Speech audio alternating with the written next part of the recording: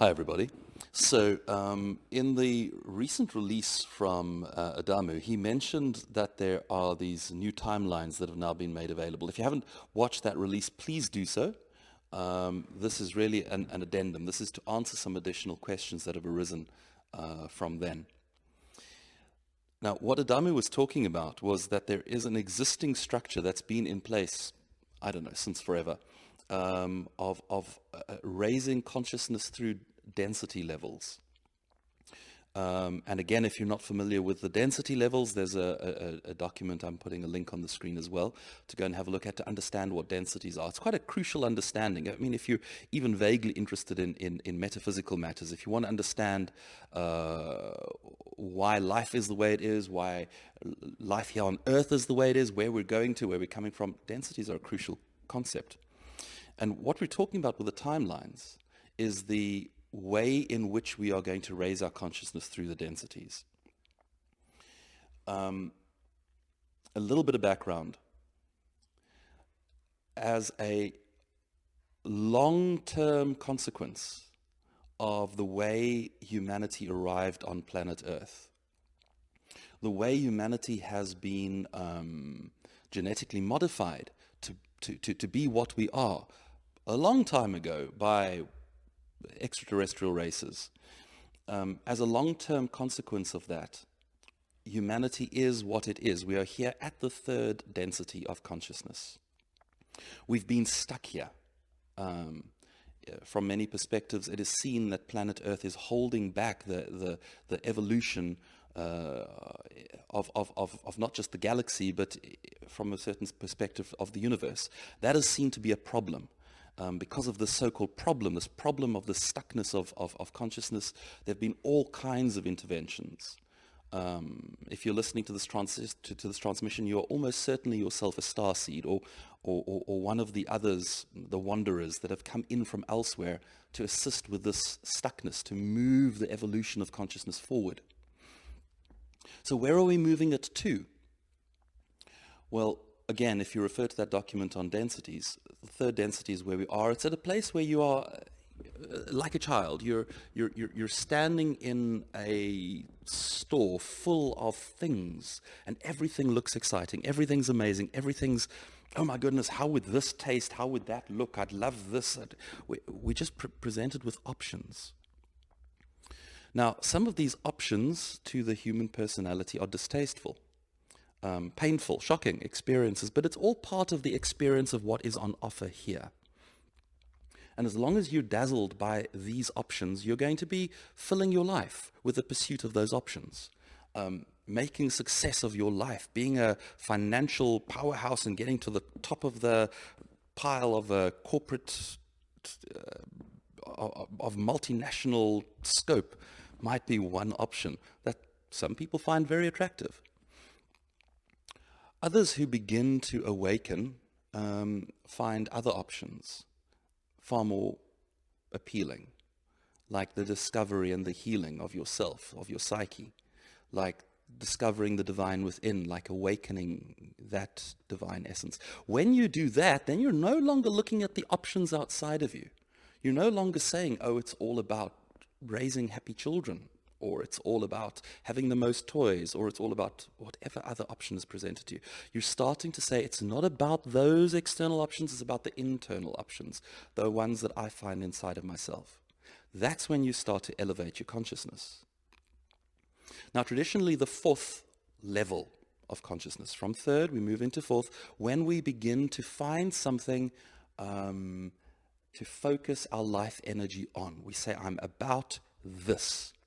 Then you're no longer looking at options. You're no longer standing in the store saying, oh, maybe this, maybe that, maybe this, maybe that.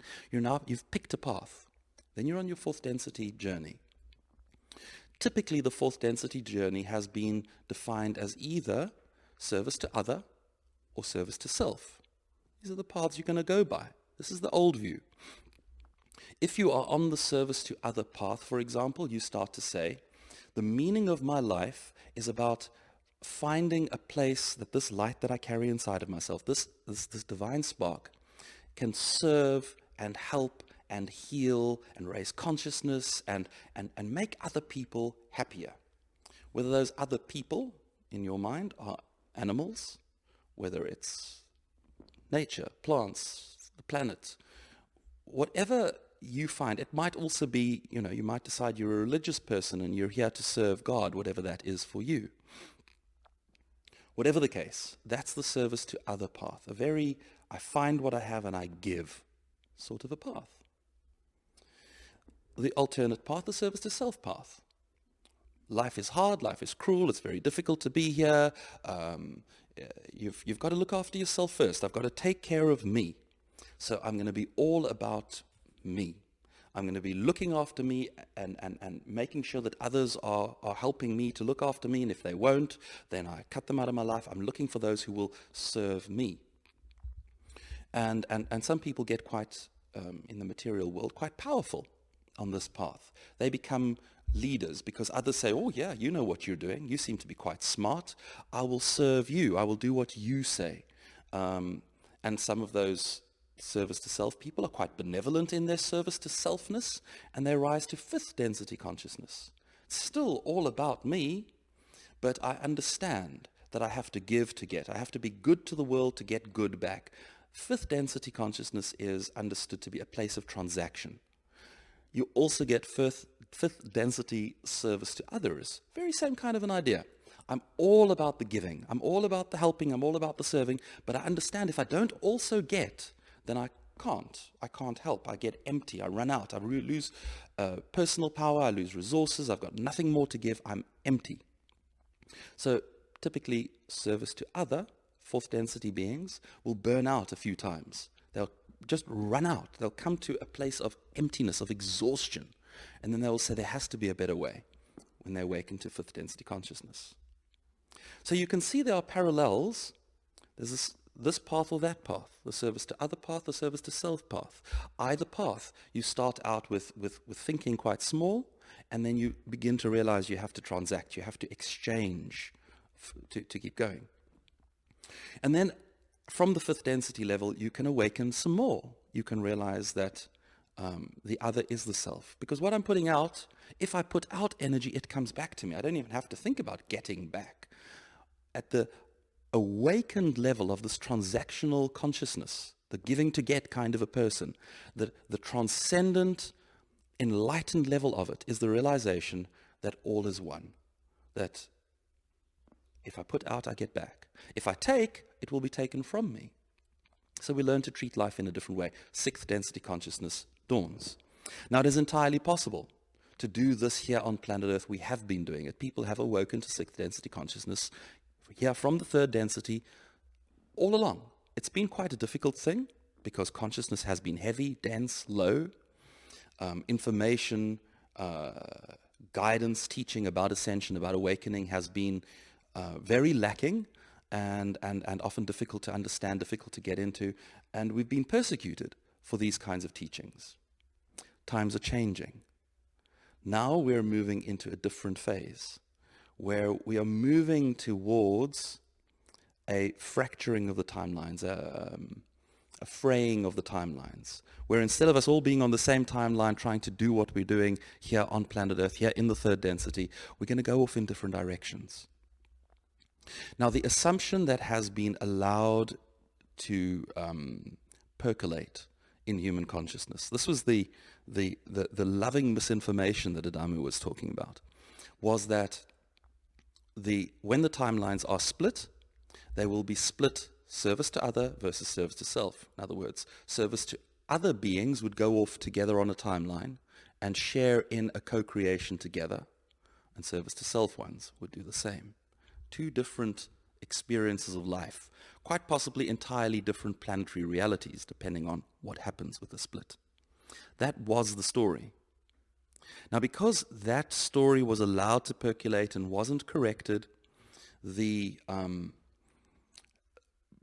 who have been running the show on planet Earth, we've been calling them all kinds of things, the Illuminati and the bloodline families, and those who have been running the show have been assuming this, waiting for this, preparing for this, and they have been using this against you, against us, for their own purposes, playing the game they play. They have been trying to claim the service, those who would be on the service to other path. They've been trying to take your natural propensity for compassion and empathy, and they've weaponized these things against you.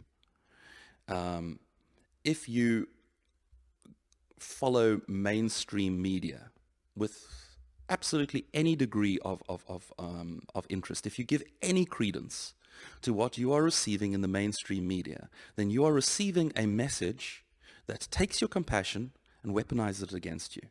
That's what they've been doing. Academia has been for decades now. There's been a real drive in academia to push the same message, that those of you who are compassionate, kind, and caring people need to feel compassionate, kind, and caring in a particular way, a way that is weaponized against you. I don't want to get into examples and specifics about this. If you can see it, you can see it. If you can't, well, I'm not going to change that for you today. The point is that this was known. It was known that this was going to happen, and this is why it was permitted that this item of misinformation be propagated. So what is the true information? We're not going to be lumped together, service to other and service to self. Instead, we are self-selecting for density levels. There will be a fourth density timeline and a fifth density timeline, and these two timelines are going to be separated from each other. And these timelines are differentiated so that you can understand what it is, you can understand what it means for you. Because what does this number, fourth density, what does it mean? Well, those who are of fourth density consciousness, irrespective of whether they are service to self or service to other, are people who are saying, I am not responsible for me. I'm not responsible for my world. I'm not responsible for what I'm experiencing. I'm not responsible. I'm a victim. I'm just here in this world and stuff happens to me. And when those things that happen to me make me unhappy, then somebody else did it and somebody else must fix it. And so that is the same. If you are service to other, you're saying, well, I look around me and I see everything that is broken, all the others that are hurt. Somebody else must fix it. If I'm service to self, fourth density, I'm saying, my life is broken, somebody else must fix it. And unfortunately, or fortunately, it depends how you look at it, we are very mixed. There's a great diversity of consciousness happening on planet Earth. And those who are of fifth density, or are striving for fifth density, those who are wanting to awaken to that level and are busy doing so, are inherently self-responsible. Whether they're service to other or service to self, they are self-responsible. They are saying, this that is broken, this that is in need of help, this that must change, it's up to me. Me and others like me and others who are prepared to roll up our sleeves and get stuck in. Whether the healing is on my own soul, whether it's on the ecology, whether it's the planet, whether it's others, whether it's psychology, whether it's the way we're treating animals, or whatever it might be, that which is in my zone of control, I'm going to do my best to sort out. I'm going to get myself sorted. I'm going to get my life sorted. I'm going to work on the world. That is a fifth density consciousness, whether you're service to self or service to other. You get people now, there's a lot of evolution of the consciousness happening in corporates now. You get people in corporations saying, we as a corporate are responsible. We're responsible for our impact on the world. We're responsible for what happens inside the corporate. We are responsible. And we need to be doing different, thinking different.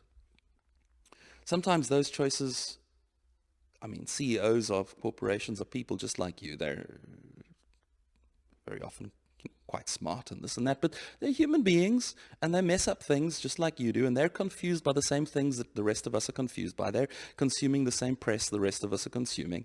They're not superhuman. They don't have some super special knowledge. They're messing things up just like that. But there is this movement now towards getting things right, a fifth density consciousness.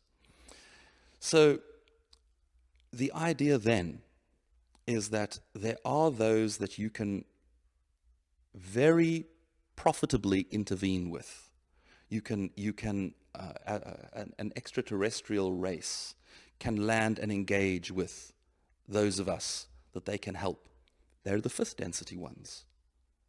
They are the ones who are saying, it's up to me. Because if you attain that level of consciousness, if it's up to me, if I'm rolling my sleeves up and somebody else arrives and says, well, I can help, what do? You say, that's fantastic. Let's look at what you can do. Let's look at what we know. Let's look at what we've got between the collective of all of us. Let's make the world a better place. You take care of what you can. I'll take care of what I can.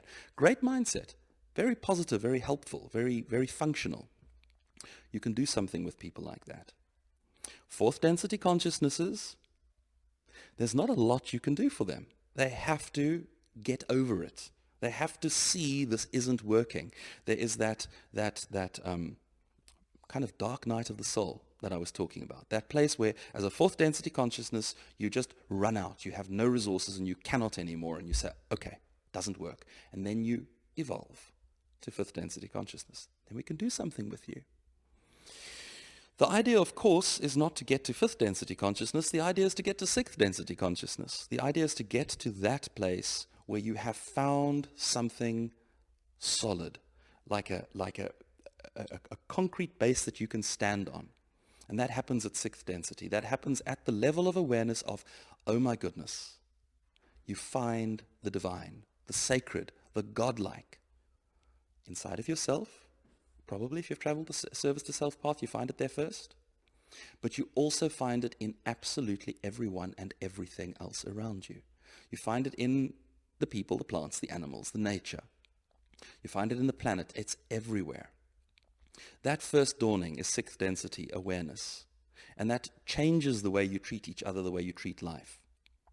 Once you've attained sixth density consciousness, then, well, certainly the galactic races that I admire, that I would say I would want to be a part of what you're doing, they're there. They've reached that level of consciousness. That level of consciousness that means that they will respect you as an other self, irrespective of where you are. They will see you and they will love you. I want to be treated like that because that's how I want to treat others, because that's the level of consciousness I have obtained. So that's where I am. That's where I want to be. And that's what obviously I would recommend everybody else should be striving for. But we're not talking about all that right now. Right now, I just really wanted to clear up this modicum of confusion about the differences and the similarities between what was understood, this service to self, service other path, versus the timeline that takes you to a shared other responsible world, versus the timeline that takes you to a shared self-responsible world. The next part of this, there's the next level of understanding is what the mechanism is that takes you to that world. Because I can tell you, if you are on the self-responsible path, you're going to like where you land up. Perhaps the other responsible path, you might not like it so much. There's going to be a whole lot of, where did the good people go? Where did the people who made things work, where did they go? Why is everything just breaking? And why is nobody fixing things for me anymore? And why is it that I can throw a tantrum and everybody around me just throws a tantrum too? Nobody comes in and rushes and picks up my toys and wipes my bum and fixes my life. That's going to unfortunately be a part of the experience of those on the other responsible timeline. How else do you grow up if you don't see the consequences of your choices? But be that as it may. I wanted to clear that confusion up. I hope that helps somewhat. We do need to talk about the event, about how we get to those timelines, and why it's important that the event is delayed. I know many of you are very anxious. It sounds like, oh my God, we want to be there. We want to be there now. Why aren't we there already? Well, it is important that that be delayed, and there's some information about that. And that's all coming soon. Until then, I love you all, as Adamu says, with the heart of oneness. Until next time, goodbye.